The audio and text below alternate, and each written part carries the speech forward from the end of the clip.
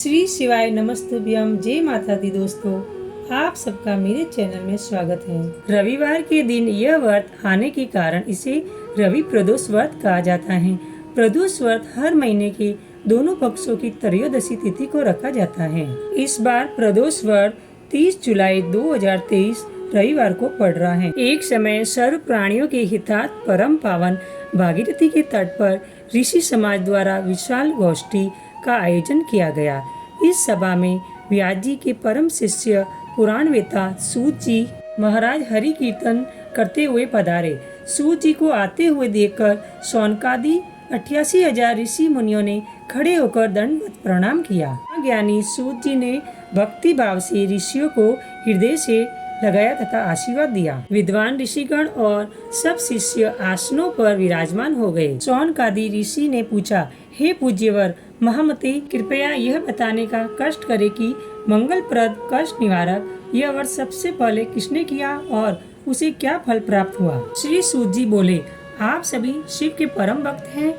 आपकी भक्ति को देखकर मैं व्रती मनुष्यों की कथा कहता हूँ, ध्यान से सुनो। रवि प्रदोष व्रत की कथा के अनुसार एक गांव में अति दीन ब्राह्मण निवास करता था। उसकी साध्वी स्त्री प्रदोष व्रत किया करती थी। उसे एक ही पुत्र रत्न था। एक समय की बात है, वह पुत्र गंगा स्नान करने के लिए गया। दुर्भाग्यवश मार्ग में चोरों ने उसे घेर लिया और वे कहने लगे कि हम तुम्हें मारेंगे नहीं, तुम अपने पिता के गुप्त धन के बारे में हमें बतला दो। बालक दीन भाव से कहने लगा कि बंधुओं, हम अत्यंत दुखी दीन हैं, हमारे पास धन कहाँ है। तब चोरों ने कहा कि तेरे इस पोटली में क्या बंधा है। बालक ने निसंकोच कहा कि मेरी माँ ने मेरे लिए रोटियां दी हैं। यह सुनकर चोरों ने अपने साथियों से कहा कि साथियों, यह बहुत ही दीन दुखी मनुष्य हैं, अतः हम किसी और को लूटेंगे। इतना कहकर चोरों ने उस बालक को जाने दिया। बालक वहां से चलते हुए एक नगर में पहुंचा। नगर के पास एक बरगद का पेड़ था। वह बालक उसी बरगद के वृक्ष की छाया में सो गया। उसी समय उस नगर के सिपाही चोरों को खोजते हुए उस बरगद के वृक्ष के पास पहुंचे और बालक को चोर समझकर बंदी बना राजा के पास ले गए। राजा ने उसे कारावास में बंद करने का आदेश दिया। ब्राह्मणी का लड़का जब घर नहीं लौटा तब उसे अपने पुत्र की बड़ी चिंता हुई। अगले दिन प्रदोष व्रत था। ब्राह्मणी ने प्रदोष व्रत किया और भगवान शंकर से मन ही मन अपने पुत्र की कुशलता की प्रार्थना करने लगी।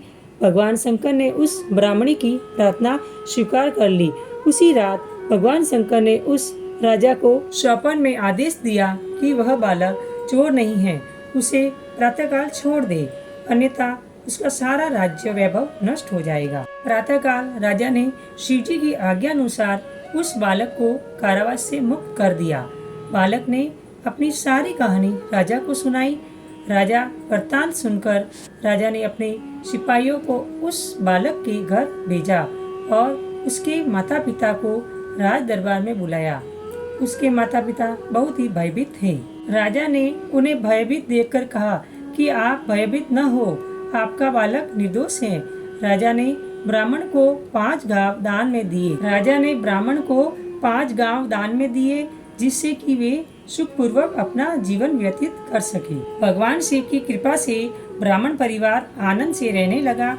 अतः जो मनुष्य रवि प्रदोष व्रत को करता है वह सुखपूर्वक और निरोगी होकर अपना पूर्ण जीवन व्यतीत करता है तथा उसके जीवन में खुशहाली आती है।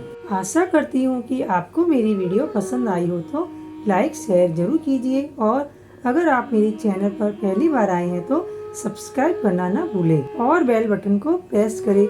इससे क्या होगा कि मैं जो भी नई वीडियो अपलोड करूँगी उसका आपको नोटिफिकेशन मिल जाएगा। तब तक के लिए जय माता दी दोस्तों।